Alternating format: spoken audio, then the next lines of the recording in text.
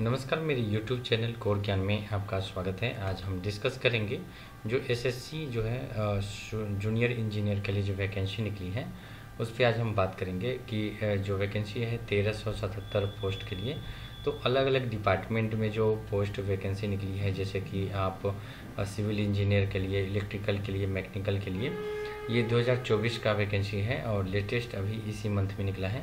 और मैं इस पर डिस्कस करूँगा कि जो बेसिक क्या रिक्वायरमेंट पड़ती है इसमें अप्लाई करने के लिए, और क्या क्या एजुकेशन क्वालिफ़िकेशन की रिक्वायरमेंट है, और क्या क्या पोस्ट है, कितनी सैलरी है, सारा चीज़ हम डिस्कस करेंगे। उसके अलावा हम ये भी लाइव आपको जो ऑनलाइन है, ऑनलाइन फॉर्म फिलअप करके भी दिखाएंगे। इससे ये होता है बेनिफिट कि आप जब अप्लाई करेंगे तो उस टाइम पे आप यदि वीडियो देख रहे होंगे तो आपको ये मालूम चल जाता है कि फॉर्म अप्लाई करने से पहले कौन कौन सा डॉक्यूमेंट आपके पास होना ज़रूरी है और कौन कौन सा डॉक्यूमेंट की ज़रूरत पड़ती है अप्लाई करने से पहले। तो ये एक हेल्पफुल वीडियो आपके लिए हो सकता है यदि आप अप्लाई करते हैं एसएससी जूनियर इंजीनियर के लिए। तो सबसे पहले जो बात करते हैं इम्पोर्टेंट डेट की, जो स्टार्ट जो है एप्लीकेशन स्टार्ट हो चुका है 28/3/2024 से, यानी कल।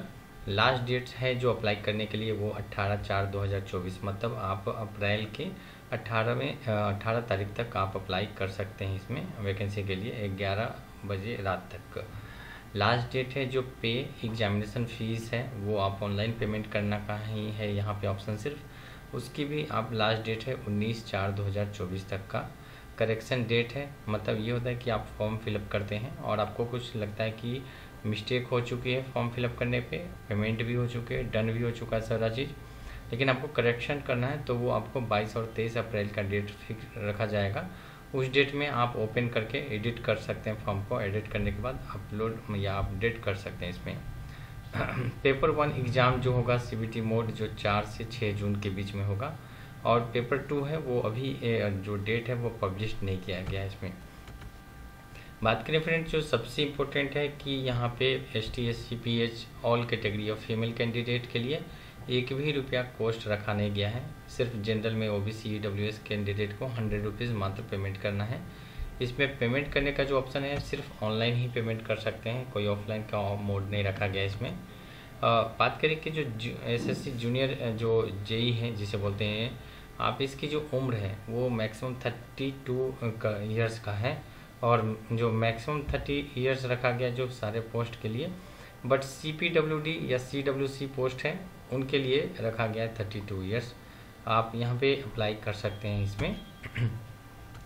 अब हम बात करते हैं डिपार्टमेंट वाइज की, डिपार्टमेंट वाइज में कौन कौन से डिपार्टमेंट में कितने पोस्ट हैं और कौन कौन से क्वालिफिकेशन एलिजिबिलिटी क्राइटेरिया मांगा गया है।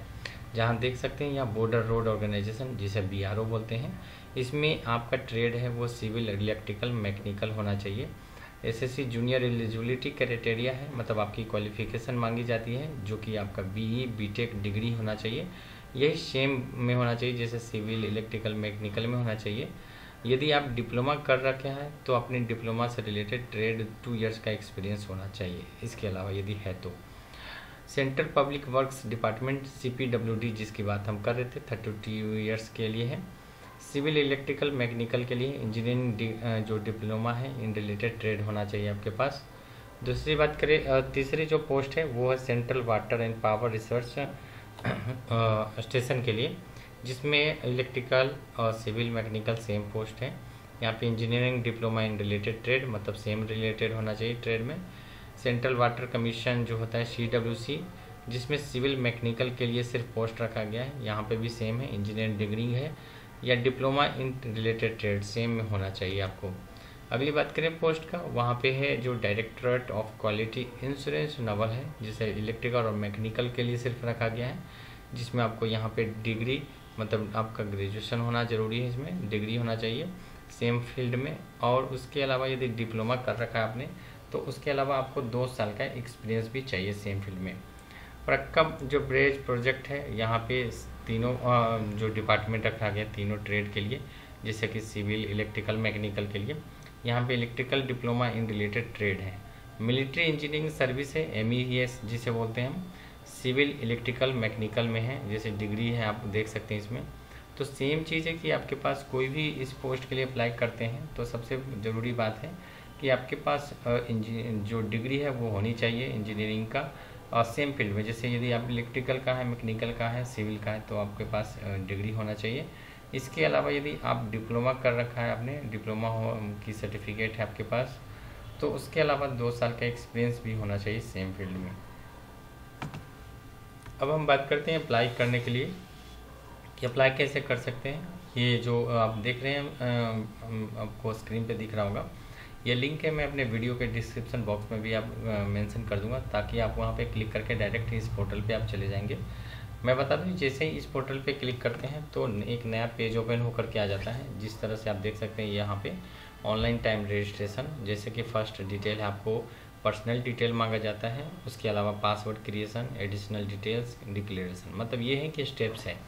जब आप फॉर्म फिलअप करेंगे उसके टाइम पे आपको ये सब चीज़ें की ज़रूरत पड़ेगी, मतलब कि पर्सनल डिटेल, जैसे कैंडिडेट का नाम, आइडेंटिफिकेशन, कॉन्टैक्ट, ये सारी डिटेल आपसे मांगी जाएगी। सेकेंड है फिर पासवर्ड क्रिएशन, जहाँ पे आपको पासवर्ड बनाने के लिए ज़रूरत पड़ेगी।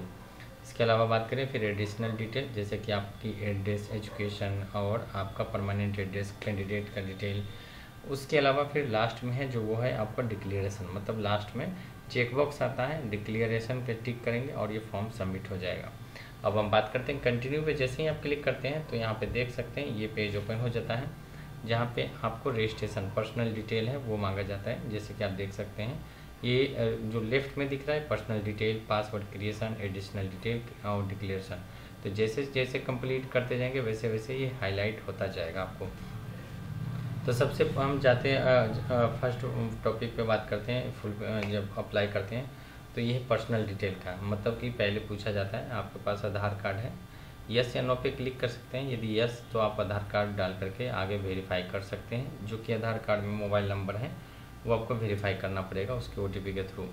टाइप ऑफ आइडेंटिफिकेशन कार्ड है, आप मतलब कौन सा टाइप आइडेंटिफिकेशन यूज़ कर रहे हैं, Aadhaar card, voter ID card, DL, driving licence, इस तरह का जो भी गवर्नमेंट की जो आपके पास डॉक्यूमेंट होती हैं उसका आपको यहाँ पे मेंशन करना होता है। कार्ड का नंबर, जैसे आधार कार्ड मेंशन किया आपने तो आधार कार्ड आपको यहाँ नंबर डालने होंगे।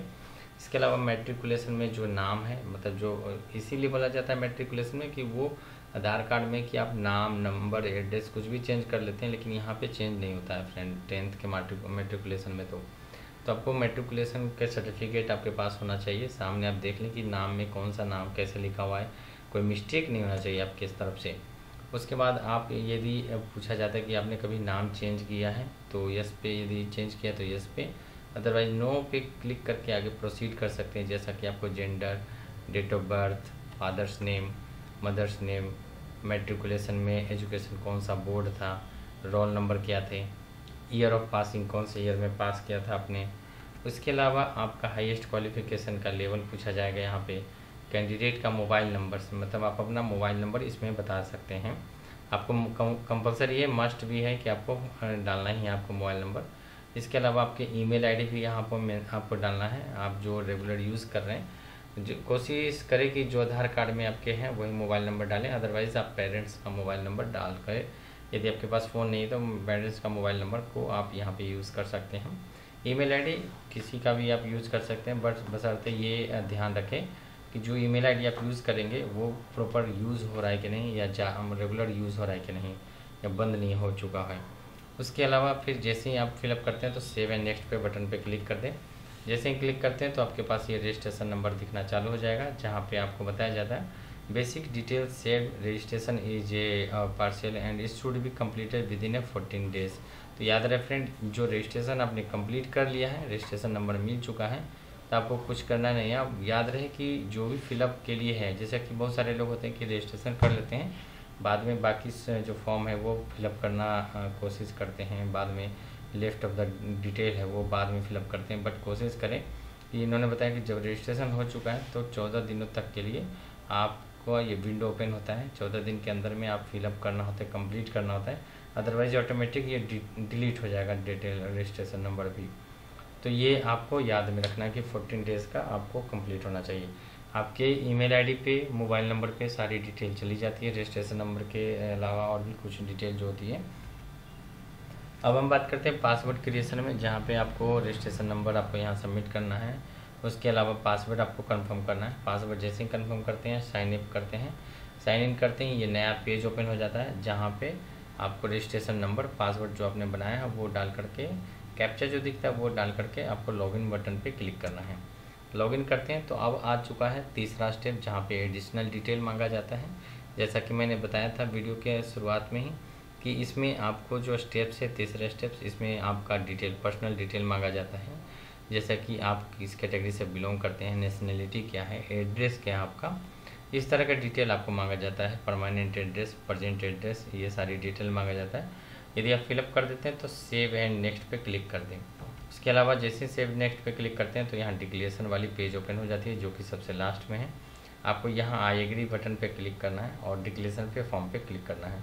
तो जैसे डिक्लेरेशन आप यहाँ पे क्लिक करते हैं, सबमिट करते हैं, तो ये पूरी तरह से फॉर्म सबमिट हो जाता है। एक तरह से कन्फर्मेशन आ जाता है आपके पास कि आपका फॉर्म जो है वो पूरी तरह से सक्सेसफुली कंप्लीट हो चुका है। तो फ्रेंड, ये वीडियो मैंने इसलिए बनाया था कि जो रिसेंट वैकेंसी आई है 1377 लगभग काफ़ी है वैकेंसी, और जिसमें सबसे बड़ी बात है कि महिलाओं के लिए बेहतर अपॉर्चुनिटी है, जहाँ पे 1 रुपया भी नहीं लग रहा है अप्लाई करने के लिए। आपको यहाँ पे GI ST PH कैंडिडेट से बिलोंग करते हैं तो यहाँ पे अप्लाई कर सकते हैं, फ्री ऑफ कॉस्ट है, कोई भी 1 रुपया नहीं लग रहा है। और यदि बात करें जनरल OBC EWS के लिए तो यहाँ 100 रुपीज़ ही मात्र लग रहा है। तो फ्रेंड, यदि वीडियो अच्छा लगा तो प्लीज़ लाइक ज़रूर करें वीडियो को, और सब्सक्राइब तो ज़रूर करें मेरे चैनल को, और इस तरह का वीडियो अपने फैमिली फ्रेंड में भी ज़रूर शेयर करें।